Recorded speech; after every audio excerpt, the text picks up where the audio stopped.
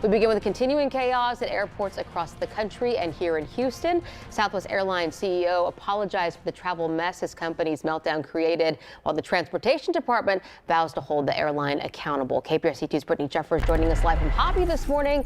Brittany, we understand you spoke with some of the travelers about what they're dealing with today. Yeah, Lisa, we've been out here for several hours this morning, and it's pretty much been the same story from everyone that we've talked to. A lot of them tell me they are tired, they are frustrated. They say they just want to get home or to their destination point. We spoke with one family who says they took a chartered bus here, and they're still not at their destination. We were going on a fun family vacation that has just ended horribly. Ika Edwards says she's had it. Traumatic, absolutely traumatic. Yes, I mean, I'm exhausted. She and her family of 10 have been stranded in the Denver airport for 3 days. This morning, she returned to Hobby Airport after a 21-hour drive on this charter bus. In Denver, I wasn't going to get a flight out until December 31st. As the Southwest Airlines travel fiasco continues, these bags remain unclaimed inside of Hobby Airport. This flight board shows 150 Southwest flights in and out of here have been canceled today.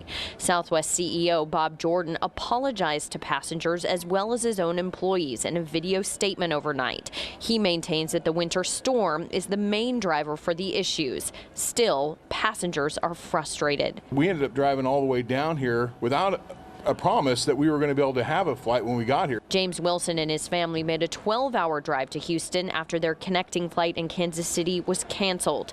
He says the travel issues will continue when they return. 2 people will have to drive those 2 cars back too. So it's not over? No, it's not over. So on Monday, the U.S. Transportation Secretary said that the agency would be examining the causes of Southwest widespread cancellations and if the airline was meeting legal obligations to those stranded customers. Reporting live from Hobby Airport, I'm Brittany Jeffers, KPRC 2 News. What a mess that continues today. Brittany, thank you for the latest there. Let's get on over to Anthony. A better picture in our weather department today. I saw you walk into work today. Completely different feel, right? Completely. This is a little bit too much. I should have thought the turtleneck. Temperatures are climbing all the way to the mid-70s this afternoon. And of course, that warm-up has started already. Here's a live shot out at the Med Center.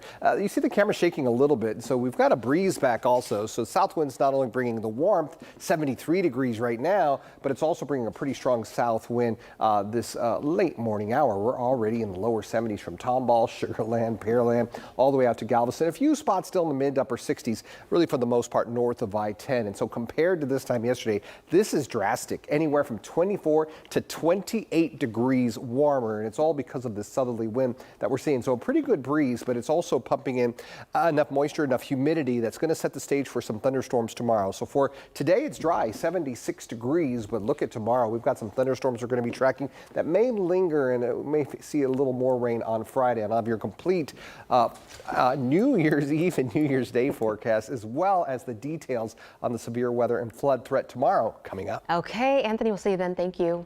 The man accused of killing Migos rapper Takeoff appeared in front of a judge just moments ago for another bond hearing. Our Rowan Belogan joining us live. And Rowan, a big ruling this morning that was just announced by the judge.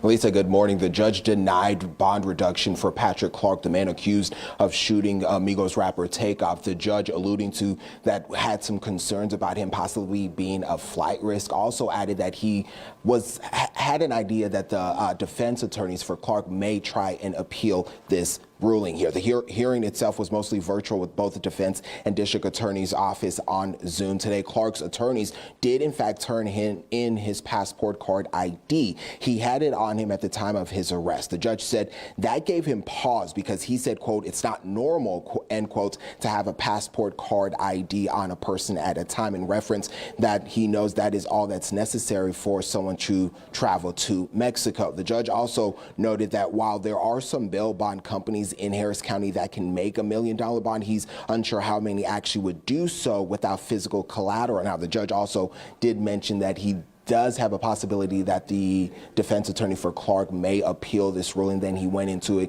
a little bit of discussion as to what that will look like. We are also hearing that the defense attorney for Patrick Clark likely to speak later on this afternoon about this latest hearing. Again, the judge denies to reduce the bond from $1 million to $300,000, actually keeping it at that $1 million for Patrick Clark. Reporting downtown, Rowan Belogan, KPRC 2 News. All right, Rowan, thank you for the update there. Police are asking for help identifying the driver of a pickup who they say struck a pedestrian, then drove off, leaving that man to die. The crash happened back on October 15th around 7:15 p.m. on Lockwood Drive near the North Loop. Take a look at surveillance photo here of the black pickup police need help tracking down. If you have any information in this